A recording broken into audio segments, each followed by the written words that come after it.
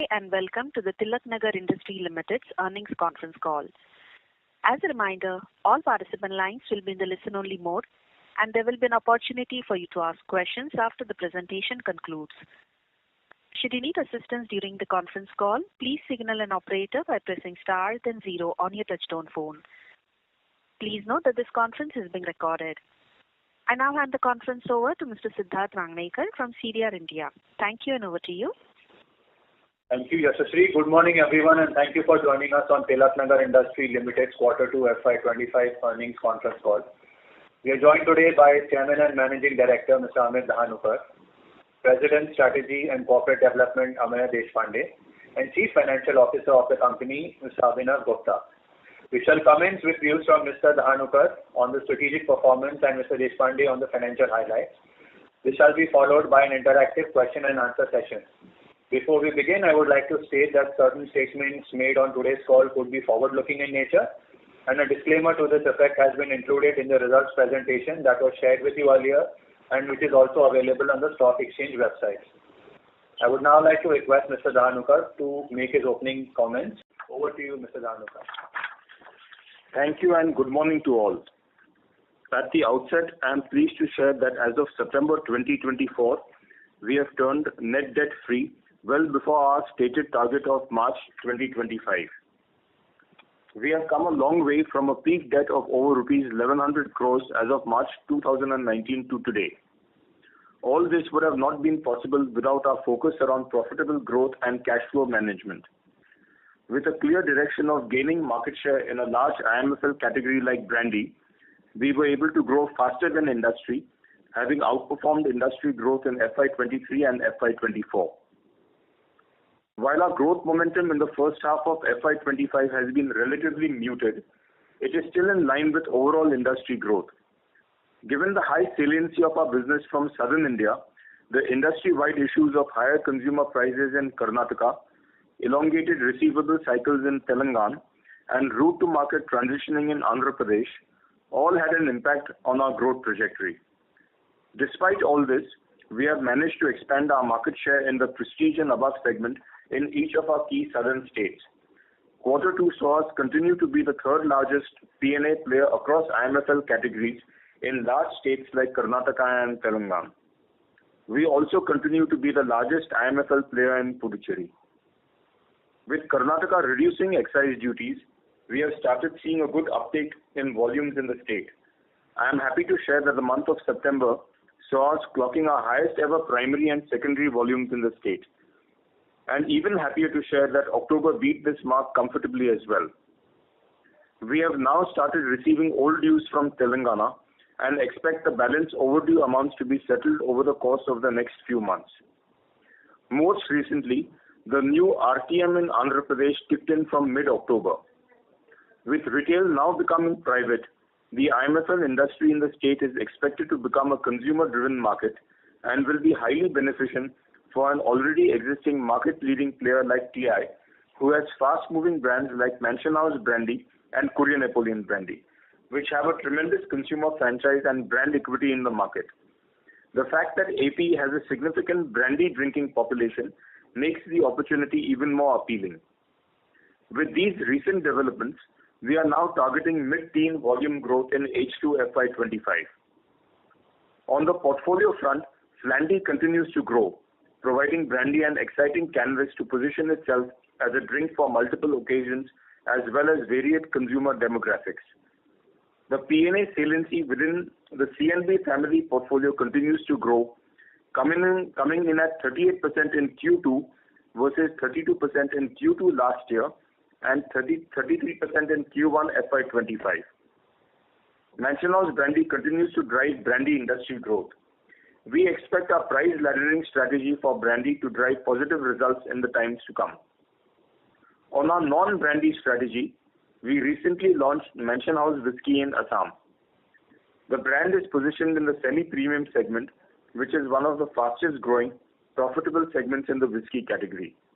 We are looking at using our distribution strength in our existing whisky large states over the months to come.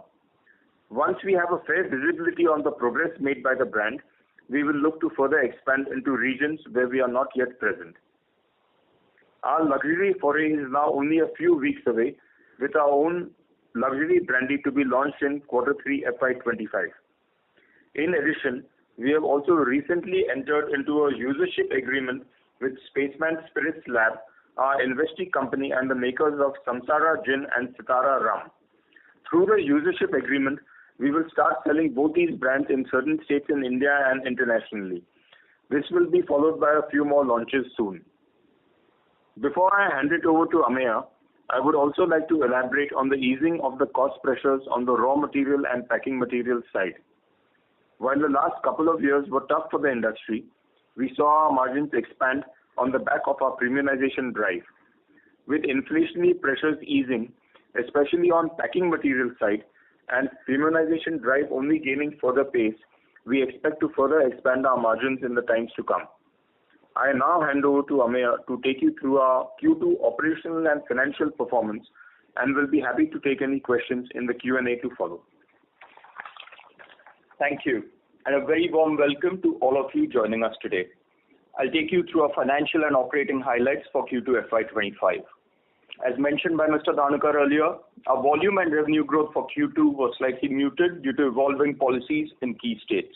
However, we achieved substantial margin expansion and remain optimistic about a mid-teen volume growth in the second half of this year. For Q2 FY25, our revenue growth stood at 5.8% year-on-year to 375 crores, with underlying volume growth at 3.1%. Revenue for the first half increased by 4.5% to 688 crores. The NSR per case was at 1274 in the second quarter, while the first quarter NSR stood at 1264 per case. Q2 also saw us delivering our highest ever EBITDA. EBITDA for the quarter showed significant growth of 39% YOY to 66 crores on the back of superior brand mix and ongoing cost optimization efforts. EBITDA margins expanded by 422 basis points to 17.6%, and adjusted for the subsidy income, EBITDA stood at 56 crores at a margin of 15.3%, showing a 188 basis points margin expansion on adjusted EBITDA. For H125, EBITDA reached 116 crores with margins at 16.9%, marking an expansion of 385 basis points. Similarly, PAT increased by 82% to 58 crores, up from 32 crores in Q2 of last year. For the first half, PAT rose to 98 crores, which saw a 70% increase from 58 crores in the same period last year. While packing material costs have seen some level of softening, we continue to be cautious about ENA prices.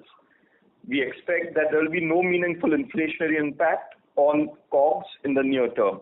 We are optimistic about continued margin growth even as we sustain investments in advertising and sales promotion to enhance the visibility of our brandy portfolio. On the debt front, I'm particularly pleased to share that we are now turned net debt free as of September 24, an achievement reached ahead of our targets. Through disciplined financial management, we have effectively reduced interest expenses and strengthened our balance sheet, establishing a solid foundation for sustainable growth. On the strategic investment side, we have announced a follow-on investment in Spaceman Spirits Lab, the makers of Samsara Gin and Sitara Rum, which will see our shareholding go up to 20% on a fully diluted basis. We will be investing 13.15 crore in 3 tranches over a period of 18 months, with the first tranche of 4 crores invested in September 24. The remaining 2 tranches are expected to be invested by mid-FY26 and end FY26. As mentioned by Mr. Dhanukar earlier, we have also entered into a usership agreement with Spaceman, whereby we will start selling their brands in select regions in India and internationally. We expect to start this business in the second half of this financial year. We also made an investment of 8 crores in Round the Cocktails Private Limited, the makers of Bartizans, a ready-to-pour premium cocktail mixer brand. Given the high brand recall for its products, premium price point, strong unit economics, and our own vision to make brandy fun and exciting, we see Bartizans as a great avenue to play the cocktail culture emergence story in India's alcobev evolution. Post this investment, we own 36.2% of RTC on a fully diluted basis. Before we open the line for Q&A, we would like to reiterate that profitable growth and cash flow management remain our focus, and we are highly confident in the future growth potential of the Indian alcohol sector, and we see us play a leading role in this growth. With that, I would now request the moderator to open the call for Q&A. Thank you very much. We will now begin the question and answer session. Anyone who wishes to ask a question may press star and 1 on their touchtone telephone. If you wish to remove yourself from the question queue, you may press star and 2. Participants are requested to use handsets while asking a question. Ladies and gentlemen, we will wait for a moment while the question queue assembles. We'll take our first question from the line of Abneesh Roy from Nuvama. Please go ahead. Yeah, thanks. My first question is on Telangana. So what is the status on improvement in collections? We have seen that many states are offering a lot of freebies to the rural and the lower end of population. Given that revenue and cost, clearly there is a mismatch. So how do you see in the H2 in terms of collections for the industry and for you? And any insight on pricing in Telangana in the next 1 year? Would you expect the pricing in that market? So overdue position, we are at roughly 10 weeks overdue in Telangana. And in terms of pricing, I think they have set up a pricing committee to fix price of beer. So once beer is done, then perhaps they will take up IMFL after that. And this 10 weeks at peak, it was how much? And historically, what was the low for the collection? So historically, it would have been around 8 to 9 weeks would have been low, and at peak it has gone up to 18 to 19 weeks. Understood. Second question is in terms of the Andhra market. In the interview just a few minutes back, you did say that initially there could be some hiccups, which we understand. My question is not at all on next 2 quarters. My question is when the stability comes, say in the next 18 months or 24 months, in the peak, how much was Andhra market? And I'm sure there will be some leakages even in the last 5 years. Indian borders are extremely porous. State borders are extremely porous. So if 100 was the peak in the last 5 years, how much was your presence in that market? And in 24 months, would you expect the peak to come back in the Andhra market? So, Abneesh, Andhra, see, the industry, at least in the recent couple of quarters, right, has seen a bit of a degrowth on account of the RTM changes and the policy changes that were expected. Now, going forward, obviously, given how the past industry worked, the previous, the 2 governments prior, right, we did have a private retail model back then as well. So, basis that and given the kind of, the other state kind of data that we have, we do expect the volumes to grow pretty significantly in the state going forward, right? So, and given the fact, as we mentioned earlier, given the fact that we are a leading player in the state already with a fast-moving brand or a portfolio of brands in the state, we do expect to take a larger share of this pie of growth going forward. I wanted a more specific answer because the number one listed spirits company said that 4 to 5% of their India business used to come from Andhra, which became almost negligible. You are a south-focused player, and you did say that you already have some presence. So, in your case, the Andhra business eventually, how big will it be in terms of percentage of sales? Because you are anyway a south-focused player. So currently it is 30% of sales. And we may expect, totally Andhra, we can expect, I think, mid-teens growth would be reasonable to expect. But there is no negative impact you see, right, on Andhra because you already have a business there. Is there some negative impact which can happen? I don't feel there will be a negative impact, and the reason for that is we are expecting the industry itself to grow. So currently, I think the industry is at 30 lakh cases per month. I think comfortably we can say that within the next 2 to 3 years it will be a 40 lakh industry. With number of retails increasing and privatization, we are quite confident that retail industry itself would be around 40 lakh cases in the next 2 to 3 years. Understood. Last quick question on demand side. So almost every consumption company is speaking on urban slowdown, QSR, FMCG, footwear, retail, everything. So in your markets, how do you see urban slowdown impact? You have given a guidance in the second half. Is the optimism coming because of Andhra? Because mid-teens growth is a very tall task, and in first half you have grown in line with industry. So if you could address all these points. So there are two, three drivers which we see for the second half. One is certainly it will be Andhra. Two, in Karnataka also, as we mentioned in the opening remarks, we have gone through a pricing correction. The MRPs have gone down, which has resulted in the sales improving for us in the month of September and further improving in the month of October. So we should have some benefit coming in from Karnataka as well, and plus being primarily driven by brandy sales, about 85-90% of our portfolio being brandy, we do see seasonality kick in slightly more significantly for us also in the second half.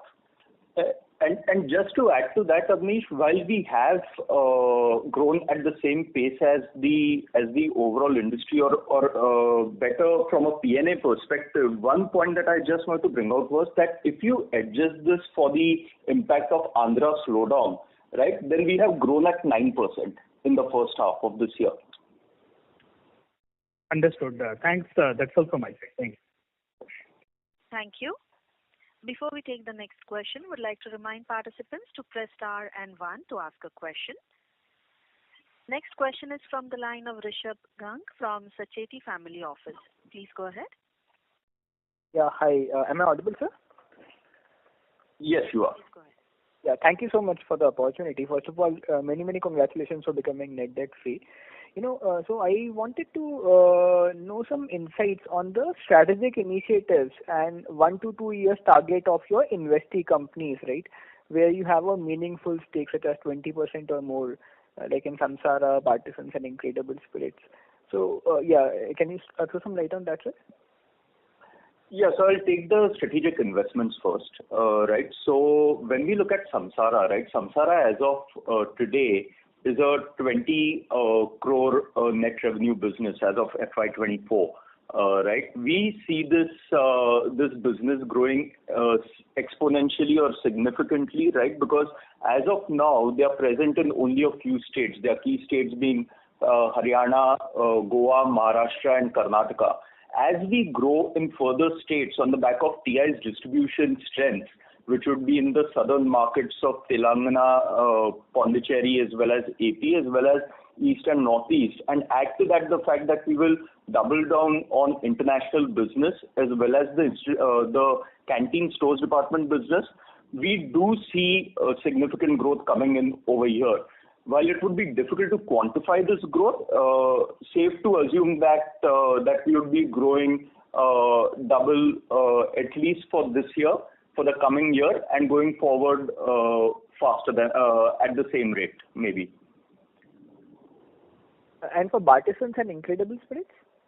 So, Bartisans, we have just made the investment. They have done a revenue of around 3.5 crores for FY24, right? And again, it's the same thing that over there, the distribution channel was significantly D2C for them, right? For FY24, more than 80% of all their business was driven by their own website. Now, with the emergence of quick commerce as well as your dark kitchen concepts, which get serviced through Swiggy and Zomato, with these distribution channels coming in, we do see business growing exponentially over there. Again, not in a position to quantify in those terms, but you will see significant growth coming from that spectrum as well. So, on Bartisans, right, since Bartisans is engaged in the business of selling non-alcoholic beverages, right?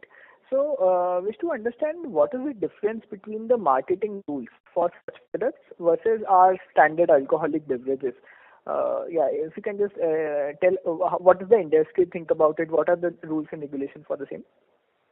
No, so I think the kind of marketing that can be done for a brand like Bartizans is frankly, it's a wide space, right? You can do just about anything from that perspective. And if you follow Bartizans, they are a very digital first company, right? So they have a great presence on social media as we speak. Right, so Instagram, Facebook and all are big for them, and given the fact that now they are also getting distribution reach through their own channels, through Nature's Basket and La Marche of the likes, as well as the online digital platforms, there is a lot of visibility play for a player like Bartizans. In comparison, obviously, as an alcohol player, there are certain restrictions on us, right, from a marketing perspective. So it's frankly, if you look at it, it's chalk and cheese from a marketing perspective. Having said that, there are multiple collaboration opportunities that exist over here, right, between Bartizans and TI. As I mentioned earlier, we have been talking about our vision to make brandy more fun, more exciting. Right, and that is where Bartizans comes into play, whereby there will be collaborations whereby we come out with co-created mixers for brandy, as well as for our own brands as such. So, since we have such a meaningful stake in Bartizans, would it be like sometime down the line would they be saying themselves from the house of Tilaknagar or from the house of Mansion House, like something like this? So obviously, see, I can speak for now, right? But I can also give you a thought process behind the investment, right, of 36.2%. We've always been looking at having a significant minority stake to begin with in our inorganic investments, right? Because at the end of the day, we want the founders to run with their vision for their brands and their companies, right? But having said that, this is not where we're going to stop, right? At the end of the day, if things do work out well and they go in the direction that we expect them to go in, then obviously this will become, at some point, I'm hopeful that that this will become a part of overall TI family. All right. Also, on the incredible spreads, because I have not heard anything, I have not even read anything about in the annual report also much about that. So, any update on that? Yeah, so in fact on Incredible Spirits, given the fact that it was a fairly small investment of 1 CR, we took a call, we have taken a call to exit our investment in October, right? And we have exited Incredible Spirits at cost. Okay. Also, for each of the investments, can you elaborate on how we are benefiting from the synergy, right, between Tilaknagar and the industry company? Like you mentioned about the usership agreement. So, how are we monetizing our distribution reach? Like, if you can just say, tell about how it happens at the industry level, how the monetization happens. Maybe if you don't want to tell specifics. Also, since Samsara, as I heard, they also have access to northern India markets, right? You mentioned Haryana and all. So how are we leveraging their distribution reach for selling maybe some of our, high-end products like Mansion House Chambers or sometime down the line luxury brandy? Because these are markets which we don't access right now. Yeah. No, so I'll first take the first part of your question, right? Now, what does a usership agreement mean, or what is that arrangement? It essentially means that we will sell their products under TI name, manufacture it in our own facilities and sell it under our name and pay them a royalty for the sales that we make. Right, this royalty would be on a per case basis. I'm going to give you a very principal overview, right, of this entire transaction. So basically, we'll be paying a royalty per case to them for the sales that we make. Every revenue expense that we incur for this particular sale in the states that are covered under the usership agreement will form a part of Tilaknagar Industries financials, right? It will also be manufactured by Tilaknagar Industries to that extent. So that is the way this will work in a royalty kind of a model. So thereby the entire profitability of that brand, and remember that Samsara is maybe the only Indian craft business which is profitable in India, right? When I say an Indian craft, I mean an independent Indian craft business which is profitable in India. So we do see tremendous amount of value that gets generated over here. So on your second part, of the question, which is the northern territories, obviously see, Alcobev today is a significantly distribution-driven business, right?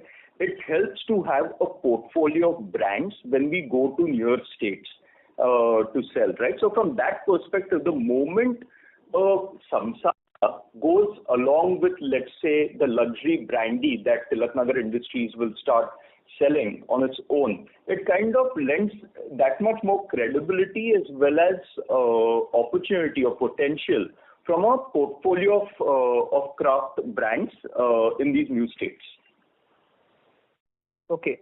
Because, I think you are doing such an innovation in brandy space, so there's a lot to capitalize even in the northern states where we are not very much present right now. Also, I wanted to understand, I saw that we have launched Mansion House Whiskey in Assam, similar to our launch of Blue Lagoon in Northeast India. So can you throw some light about our strategic emphasis on northeastern market for newer launches in non-brandy category? Like why do we select northeast only? And any difference in this region in terms of the competitive intensity versus other regions? If you can just throw some light on that. So Northeast we chose because Assam is a market which has historically been known to be fairly receptive to new product introductions in terms of trade and also the retail shops and also consumers. So that is one of the reasons why we chose Assam as the first point of entry for whiskey. And we will wait and watch. Of course, the Blue Lagoon gin, that's small because the gin is not even 1% of the industry. It's mainly whiskey industry, which is 90%. So that is our initial foray, and we will be quite guarded about our expansion now. Seeing the developments of Mansion House Whiskey over the next 6 months, we can look at taking it to the sister states as well. And just adding to that, right, the reason for East and Northeast is also because we do have a pretty strong presence in at least a couple of states over here, right? So we are one of the largest players in the state of Sikkim. We are also a pretty large player in the state of Orissa. We have an almost 2% share of the entire IMFL industry in a market which is more than 80% whiskey and rum strong, or rather more than 95% whiskey and rum strong, right? So from that perspective, we do have a pretty significant distribution reach and a decent market share from a prestige and above industry perspective as well. And another reason for Assam is upfront investments in terms of company, in terms of working capital also. They are on lower side. If you were to look at markets such as Karnataka, they would be very high in terms of investment in duties, etc. Telangana would be elongated payment cycles, so not that favorable, which is why we chose Assam as first state to introduce whiskey. So, and for the states in which we have launched Flandy, so you tell it on the base of Mansion House brandy sales, right? What is the percentage of Flandy volumes? If you can just tell a bit about that, because last time it was 10%, so I'm interested to know that. Yeah, so we've kind of maintained the same saliency for this quarter, right? So it is around 7% of overall Mansion House saliency that we have in the relevant states. We've also seen the launch. Sorry? And the relevant states being, which are these states? They would be Telangana, Andhra Pradesh, Pondicherry, and Sikkim. Okay. And you were saying something else, yeah. Yeah, no, so I was just adding that we also launched the green apple flavor within the Flandy portfolio, right? And that has been seeing some interesting offtake as well in the states of Telangana and AP. And can Flandy be a millionaire brand by year end, right? So if you can just tell about what has been the volume for H1, if possible to share. That is the level of data that we don't actually provide. However, will it be a millionaire brand this year? No, it will not be a millionaire brand this year, right? But having said that, given the size of the flavored industry, it has taken a significant share right? And also we see tremendous potential in the space. Flavored spirits are one of the fastest growing spirits category in IMFL today. So we do see a significant opportunity over here, right? Flandy is also our way of changing the way people see brandy as a category. So we are very much focused on this brand going forward, and hopefully will be a millionaire brand fairly soon. All right.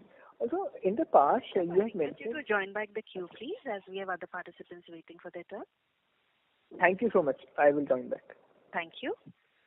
Ladies and gentlemen, in order to ensure that the management is able to answer queries from all participants, please restrict your questions to 2 at a time. You may join back the queue for follow-up questions. We'll take the next question from the line of Harsh Sheth from DAM Capital. Please go ahead. Yeah, hi. Thanks for the opportunity and congratulations on great numbers. So just a couple of questions. Firstly on ENA front, what is our outlook on ENA prices? And secondly, if you could share some update on, Sri Rampur distillery. So we were contemplating some bit of capex here, once we become net debt free. So anything on that? And just, adding to that, recently listed IMFL player acquired a distillery in Maharashtra as basically they see a case for backward integration given the spreads for say in-house versus external procurement of ENA, besides wanting to secure ENA supply. So, now that we are debt free, would we be considering backward integration or we would continue to be asset light? So currently we don't have any meaningful update to share on the grain distillery front. And going forward, if there is any significant update, then we will keep everyone informed. But as of now, it is status quo. Right. Oh, sorry. On the ENA front, we've seen for the quarter ENA prices for us reducing by another rupee per liter, right? So whilst in the previous quarter in Q1, the average price was around 70 rupees a liter. Right now we are looking at around 69. And do we expect this to sustain to be stable in near term with new grain crop coming in? So difficult to predict the ENA prices, to be very frank, but at our end we are fairly confident that we shouldn't see too much of volatility in the prices in ENA. Right. And so lastly, if you could share your guidance on capex. What sort of capex are we looking for, say, the next couple of years, and in what aspect? Yeah, so the guidance remains the same. Our maintenance capex would remain anywhere in the range of 15 to 20 odd CR on a yearly basis. That's the maintenance capex. Understood. And as and when we do take a call on the distillery, we'll let you all know. But that will be an investment of around 45 CR. Around 45 CR. So roughly we are at say 150 KLPD and we might be adding another 100 KLPD odd. Is that correct? No. We'll be recommissioning the 100 KLPD plant. Okay. Recommissioning 100 KLPD. Understood. So I'll rejoin the queue for the follow-up question. Thanks and congratulations once again on great results. Thanks. Thank you. We'll take our next question from the line of Darshika Khemka from AV FinCorp. Please go ahead. Hi. Thank you for the opportunity and many congratulations. Darshika, sorry to interrupt. May I request you to use your handset mode, please? Yes.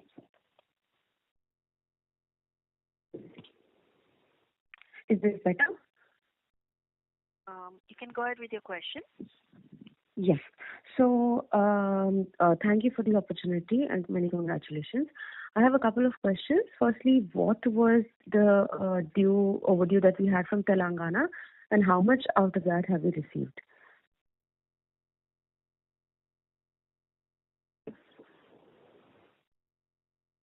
So Telangana, as sir said, at certain point of time, the overdues had increased more than 18-19 weeks, and currently also the overdue position would be around 10 weeks as compared to the normal cycle of receiving the money in about 45 days. Yes, situation has improved significantly, but still, I think, is it business as normal? No, it is not business as normal.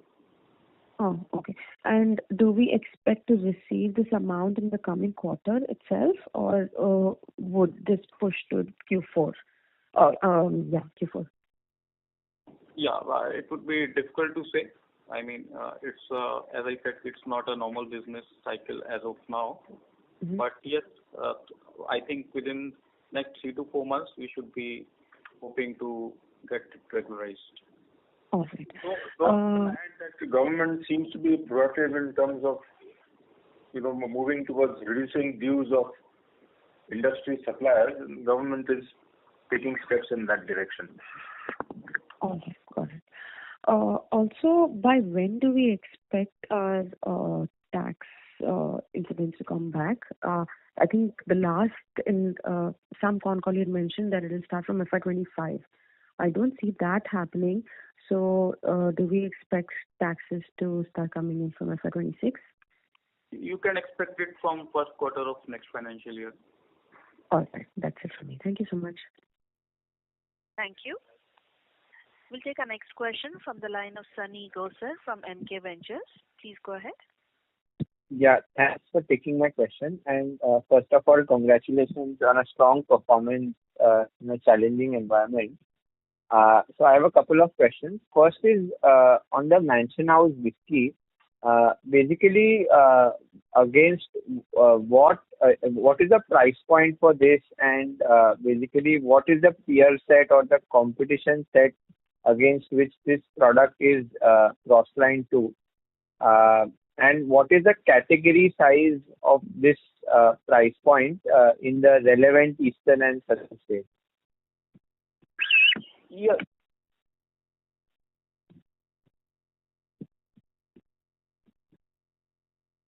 Sir, you're not audible.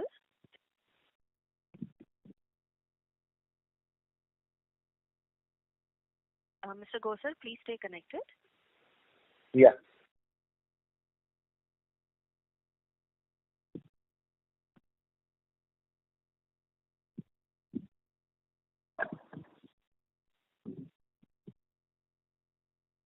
Hello, sir. Ladies Yeah. and gentlemen, please stay connected while we reconnect the management team.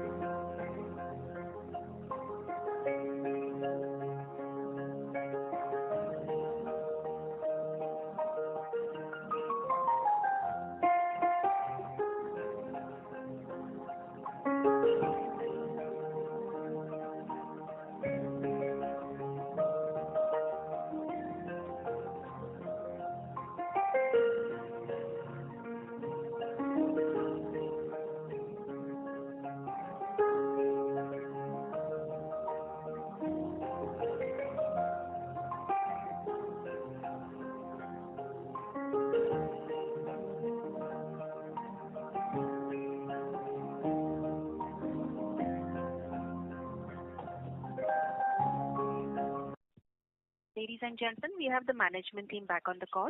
So please go ahead. Yes, sincere apologies for that. Sunny, as I was saying, the Mansion House whiskey has been launched in the semi-premium segment. So comparable brands would be Royal Stag, Royal Challenge, right? So these would be your comparable brands. Specifically for Assam, this would be priced at around 560 rupees for a 750 ml bottle, right? And in terms of our initial target markets, right, there are 4 states that we could initially major whiskey consuming markets where we have distributions. Volumes would be in the range of 13 to 15 million cases. Got it. That's helpful. One related question I have on this is that the category that you have entered has some strong incumbents. What is our differentiation or basically the marketing pitch, basically which will help us gain market share here? And have there been new brands which have come in this category and created some sizable volumes, which gives us the confidence that we will be able to replicate similar success? Yeah. So see, in this price segment, right, if you actually go to see, while I took the names of Royal Stag and Royal Challenge, which are backed by two of the largest players in the space, there are also multiple other brands which have actually gained millionaire status, right? These include the likes of Royal Green. You also have All Seasons White and Blue, and a lot of other players who are actually who are doing really well and are millionaire brands in their own right.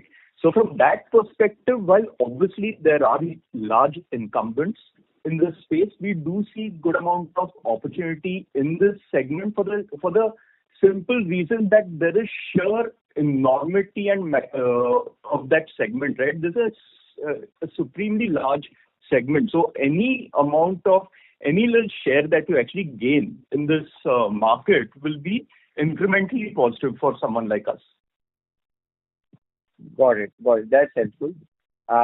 My next question is on the capital allocation. So company has become net debt free, and assuming some of the overdues from Telangana come back in H2, our cash position with the internal accruals will strengthen further by March 25, and you will be left with substantial amount of cash pool.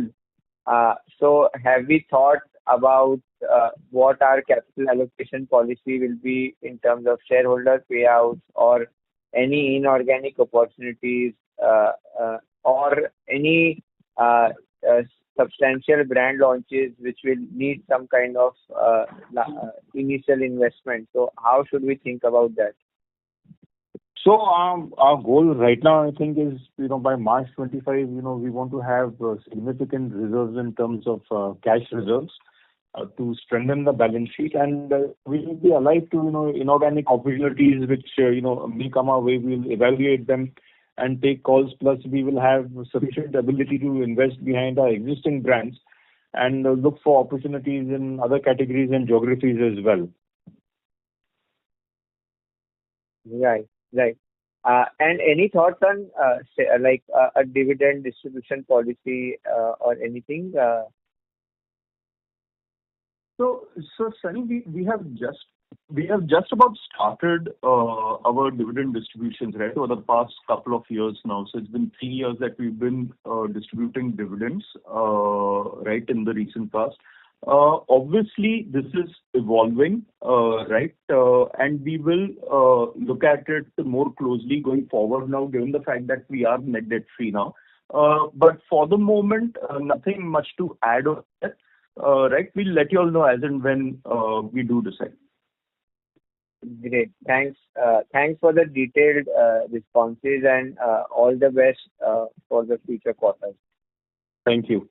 Thank you. We'll take our next question from the line of Pawandeep from NV Alpha. Please go ahead. Hello, sir. Good afternoon. Am I audible? Yes, you are audible. I will understand the model that we are going to share with Samsara going forward. If you could explain me this user agreement. So we have a long-term vision to get Samsara in our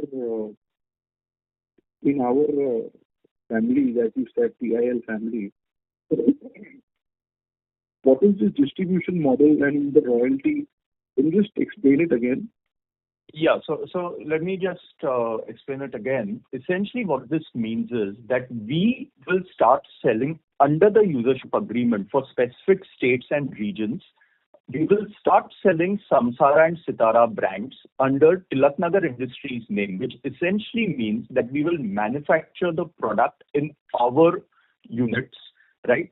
we will sell the products under our name, which would essentially mean that all revenue and costs come into TI books, right? And for that, we pay a royalty fee to Specimen Spirits Lab on a per case basis. Okay. When you say TIL name, as in like the name would be Samsara only, right? Because the brand. Yeah. What I mean to say is that it will come under our books for those particular states, right? It will still be sold under Samsara. It would just be manufactured for those particular states by Tilaknagar Industries. And what is the royalty understanding, sir? That's not something that we disclose publicly. Sure. And sir, what is our revenue expectations, and our vision 3-4 years out with whiskey and gin coming? Our dependency is 85% on brandy.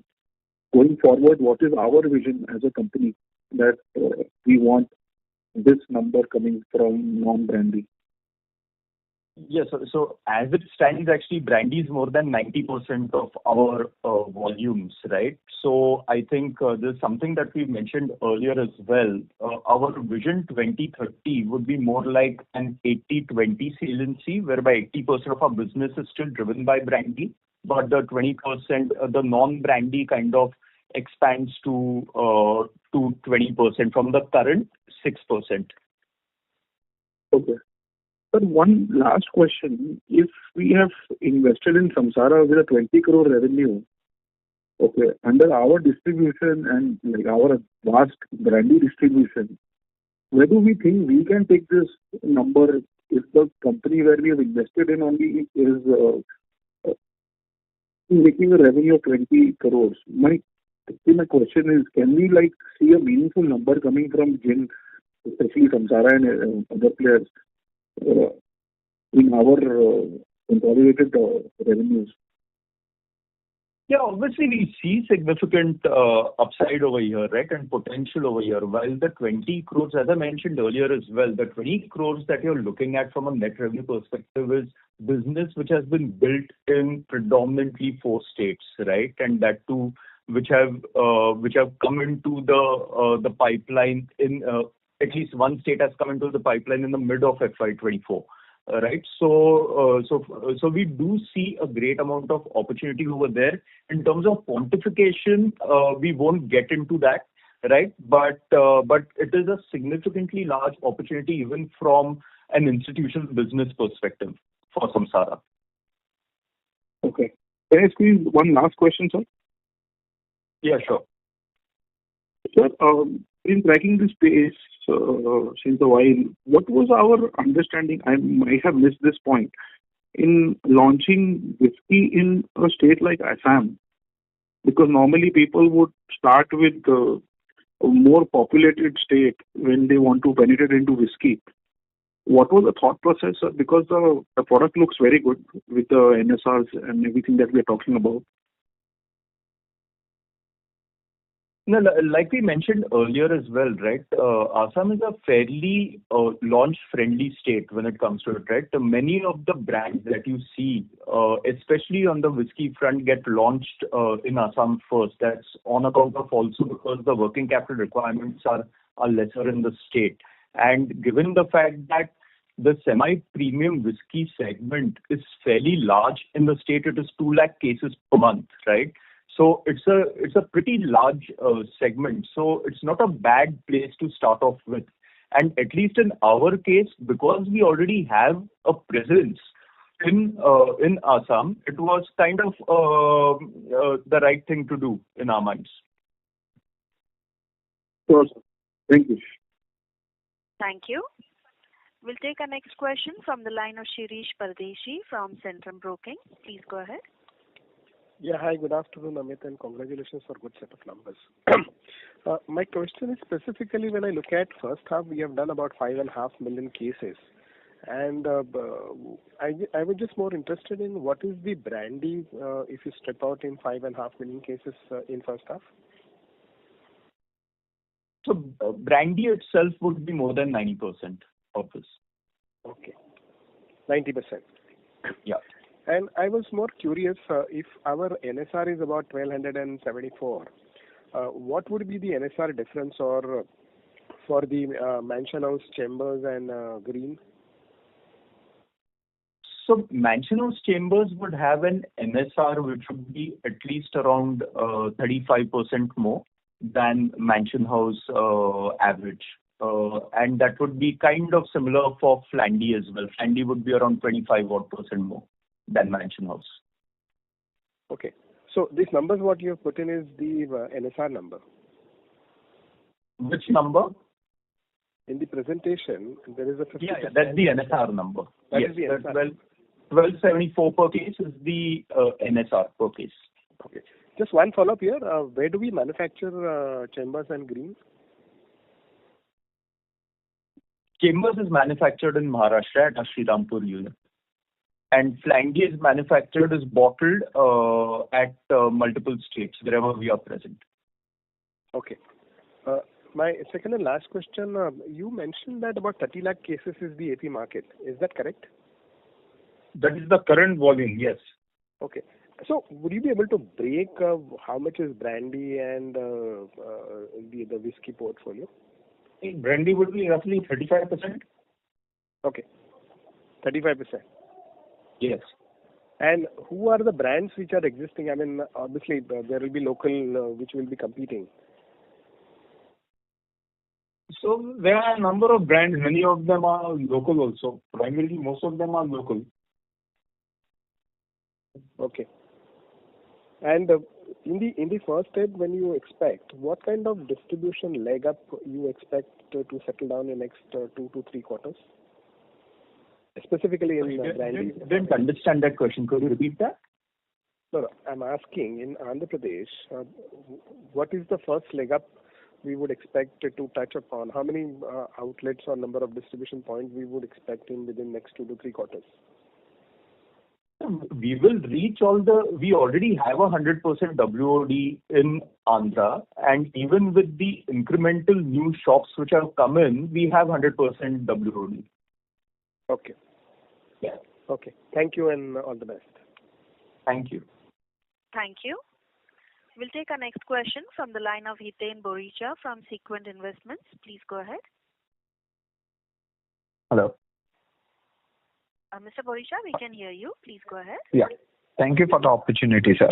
I have a couple of questions. The first one is on the incentive. You mentioned we have received some incentives in Q2. So if you can please quantify the number and what are we expecting in H2? So this amount relates to industrial promotion subsidy provided by the government of Maharashtra under package scheme of incentives. Mm-hmm. So if you can quantify the amount. So in first quarter, we received 5.56 crores and we received a further 10.36 crores in quarter 2. 10.36. Okay. And similar amount is expected in H2 as well. We are unable to quantify that at the moment. Okay. And I have one more question on Telangana, sir. So out of total receivable, can you quantify what is the money stuck in Telangana? What are we expecting? So around the total receivables in the state would be around 130 crores, right? And around 80 crores of this would be overdue. Okay. That's all from my side. Thank you.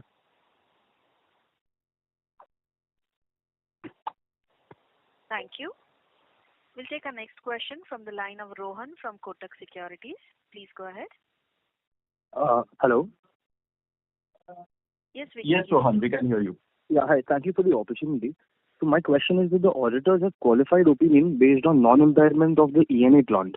So what is the value of the ENA plant as on date, and what is the impact of it going forward? So I think as we have been discussing in the call that there is one grain distillery which we intend to start at some point in time.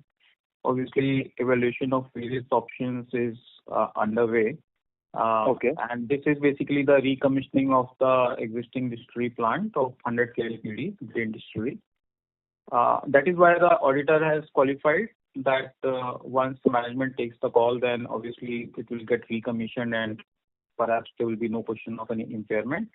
But till the time we take that call, the capex is done and the distillery is started, the qualification will come. So what will be the cost to recommission this plant? So this cost will be, we are expecting to be around 45 crores. Around 45 crores. Around 45 crores, yeah. So this will be at a significant discount to what if we were to set up a new greenfield distillery, and that would make its payback much better as compared to anybody wanting to set up a greenfield plant today. Okay, and what would be the value of this plant as on date, if you could help me with that?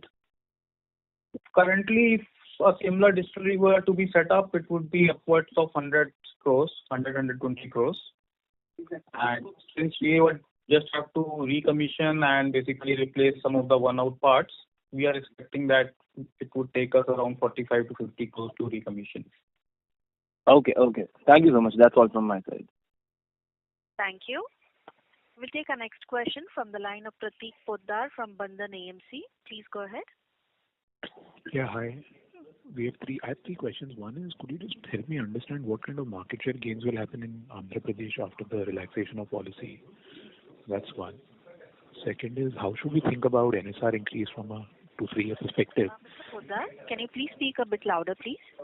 Yeah, and last question was, if you could just help me understand the gross profit improvement which has happened, how much is due to premiumization and how much is due to cost reductions? I mean, lower input costs. So on market share in Andhra Pradesh, we are currently around 10%. We would look at improving from here on an expanded industry base. I think so. That would be my reaction to that question. That industry will increase and we'll try and improve our market share. On the gross margins, Prateek, we saw a 200 odd basis points increase in gross margin, right? This is net adjusted for subsidy. This was predominantly on account of reduction in ENA prices and the bottle cost reductions that we've seen, as well as other cost optimization initiatives. So little over here with regards to the premiumization drive itself, right, in this quarter, but more to do with the cost optimizations. The NSR has kind of remained the same, so thereby the premiumization drive has not really impacted the gross margins in this quarter. Understood. And how should I think about NSR, let's say from a 2-3 year perspective? Because I think I heard, if I'm not wrong, you did talk about getting into luxury, right, in a couple of weeks. Yeah. Yes. So Prateek, the thing is that when we provide guidance on NSR, right, we provide that guidance more from a steady state business perspective, right? So existing business, if we go to see, I think we should be able to see NSR if volume growth is mid double digit kind of range, then the net revenue growth would be a couple of over and above that, right? But this guidance business perspective.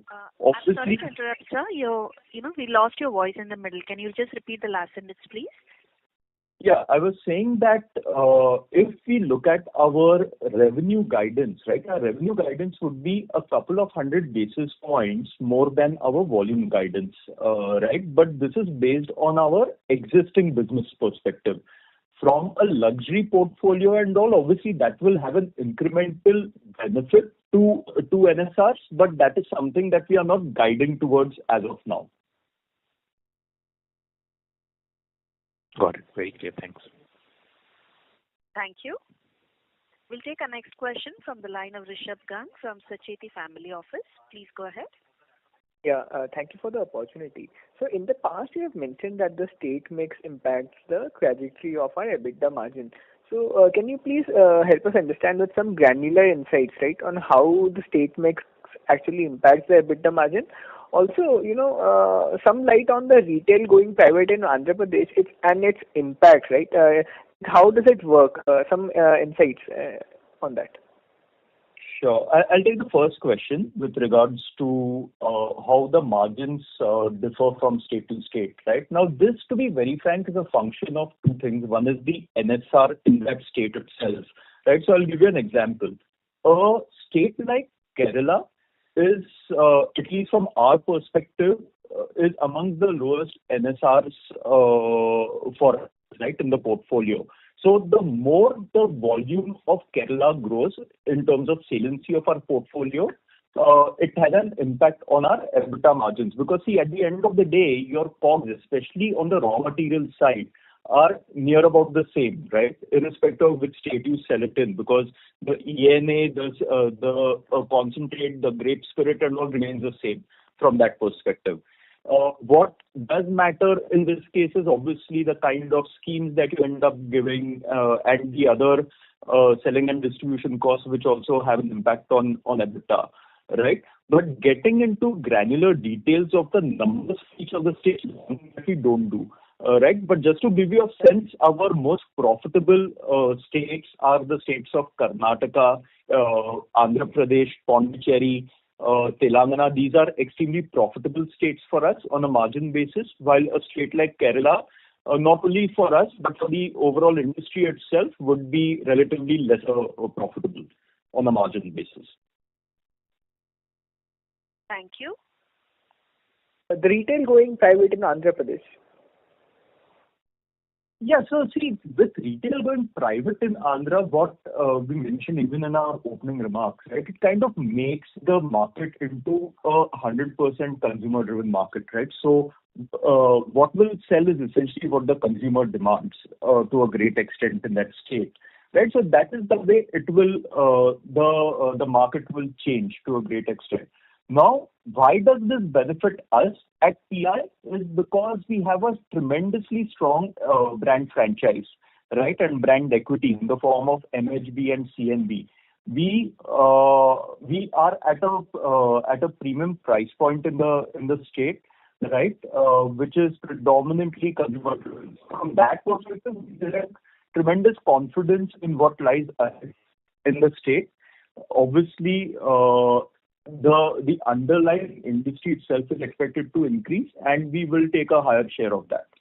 So some light on why the industry to increase would be one. I think the government has made an announcement that 10% shops will be increasing, so that could be one factor. And two, when shop is private, they have paid heavy amount in terms of license fees, so they want to make sure that there is no stock out in the shops. They keep all the brands, they keep them stocked. They make sure that the customers fully serviced, which might not necessarily happen in government shops. Sometimes we have seen our own products being stock out. Some key sizes may not be available. So, with privatization, we do expect that there will be overall improvement in terms of servicing the market, which will in turn help it to grow.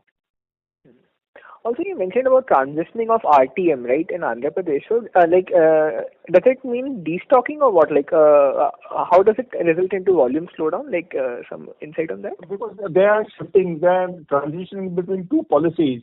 So, from shops being government retail to private retail in terms of the handover, the stocks at the depot, what happens of that stock which was earlier lying in the government retail, that has to be called back to the depot. So, procedurally, there are a number of issues. New licenses have come up now where they will set up the shop. They have to get premises, they have to make it operational, etc., etc. So, these challenges are there, which are very common, but of course they're only in the very near short term. Got it. Also, what is the current status of entering into Tamil Nadu? And apart from the states that we presently are in, what are the other states which have decent brandy volumes across the country? So other than the states where we are present, no other state comes to mind, with any decent brandy volumes. Brandy is very small component in north and west geography. Tamil Nadu, currently we have Mansion House Reserve, which is selling. We have the Korean Napoleon Green, which has just got pricing approval, which we will introduce shortly. And for a flagship brand, Mansion House, we expect within the next maybe 2 months or so. Thank you. We'll take our next question from the line of Shantanu Mantri from Think Investments. Please go ahead. Yeah, hi, thanks. Congrats, Anuj and Amaya. Excellent results, and what a journey and story it's been for the last 3 odd years. आपण ज्या व्यक्तीशी बोलत आहात Mr. Mantri, कृपया लाईनवर राहा. I'm sorry, the current caller has kept the call on hold. I'll move on to the next question from the line of Shivam Garg from Pariksha Mart. Please go ahead. Hello. Yes. Hello, good afternoon, sir. First of all, thank you for the opportunity. I want to ask about the Plenty market. What is the current total addressable market size of flavored beverages, and where does you see Plenty stands there, and what do you expect it from 2 years down the line?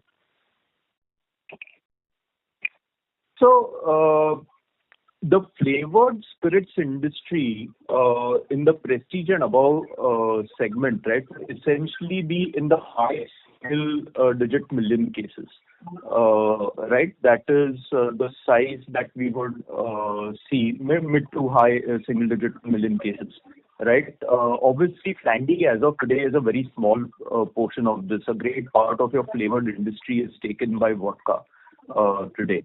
Right, but obviously we do expect, given the way we are positioning Flandy within the portfolio and all as a drink for a newer demographic, right?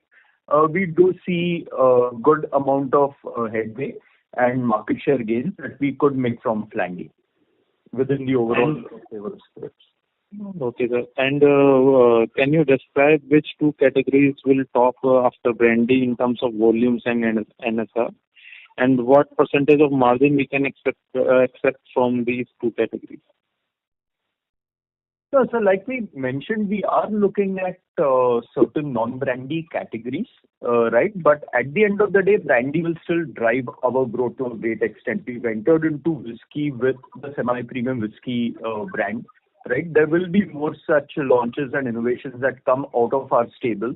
But for the moment, we surely can't get into margins of what they can derive. What I can guide towards is going forward, what the margins, so our guidance kind of remains the same, right? Over the next 2-3 years, we should be looking at EBITDA margins of somewhere around 16% on an ongoing basis. What will you give the volume guidance regarding these categories? So our overall volume guidance is anywhere between 12 to 15% on a steady state basis. Okay, and sir, what kind of product mix you see till March financial year 25? I understand the question. Could you repeat that? Sir, can you tell me about what kind of product mix we can see till the end of the financial year 25? It will be somewhat similar to what you see today. So brandy will still be 90%, 90+% of our overall volumes. Thank you. We'll take our next question from the line of Shantanu Mantri from Think Investments. Please go ahead. Yeah, hi, thanks. Yeah, just couple of questions I want to understand. So brandy in the overall industry is huge, right? Almost 22% of the overall IMFL industry. Now, in that, Tamil Nadu is a huge market, almost, if I'm not wrong, 50%. And I don't think we have, any significant volumes coming in from Tamil Nadu. So if we were supposed to grow at 15% for the next 3-4 years, then by FY28-29, we can hit the 20 million case mark in brandy. So I want to understand that how will the Tamil Nadu market play a role in this journey in the next 3-4 years? And what is the mix right now there in terms of P&A and the regular segment in brandy? And what has been stopping us from entering this Tamil Nadu market? What are the dynamics there? No, so as you rightly mentioned, we have a relatively small presence in Tamil Nadu, right? But having said that, within the brands that we operate in, we have been consistently increasing our market share, right? So our premium brandy offering of Mansion House Reserve has been seeing market share gains on a continuous basis, right? So if in Q1 of FY24 we were a 5.5% share of that segment, right, which is more than 2 million cases strong. Today, for the year, today we are at 8.1%. So we have significantly increased our share in the state. Having said that, obviously there is a humongous opportunity in the state. Not in a position to quantify or to give too many details as to what could happen, right? We don't provide guidance on Tamil Nadu as a state in isolation. But yes, to answer your question, it is a humongous opportunity that we see. The guidance that we do provide, though, of 12 to 15%, frankly, does not consider a significant incremental share from Tamil Nadu, right? So that is over and above in terms of opportunity. Yeah, got it. And lastly, so you mentioned about new pipelines and new products, the luxury product in the brandy segment. But apart from that, are there any other products in the pipeline apart from luxury brandy and the whiskey that we've already done? Any other thing that can come up in the next 6 months to 1 year? So we would have one more launch in Sorry, sir, you're sounding muffled. we would have one more launch in the luxury category in the next 6 months. So one would happen in November and one would happen in the next 6 months. Got it. Okay. Thank you so much and all the best. Thank you. Thank you. Ladies and gentlemen, we'll take that as last question for today. I would now like to hand the conference over to Mr. Amit Dhanuka for closing comments. Over to you, sir. Thank you everyone for being a part of today's call and showing your interest in TI's story. I would like to underline that with an attractive portfolio and pipeline and precision above, we are in a unique place to align strongly with the pulse of the industry. There is a clear vision for growth that will leverage into our brandy leadership while benefiting from innovative introduction in adjacencies and other alcohol categories. This includes scaling up initiatives on the organic side as well as through salient partnerships such as the one with Statesman Spirits and Round the Cocktails. Our commitment to premiumization has laid a strong foundation for continued success, and we are geared to drive that forward, backed by a healthy cash flow and balance sheet position. Thank you very much for your time and for supporting us on our growth journey. I trust you have a great day of really swing day. We are available for further clarity and discussions at any time at the coordinates mentioned in the presentation. Thank you. Thank you, sir. On behalf of Tilaknagar Industries Limited, that concludes this conference. Thank you for joining us, and you may now disconnect your lines.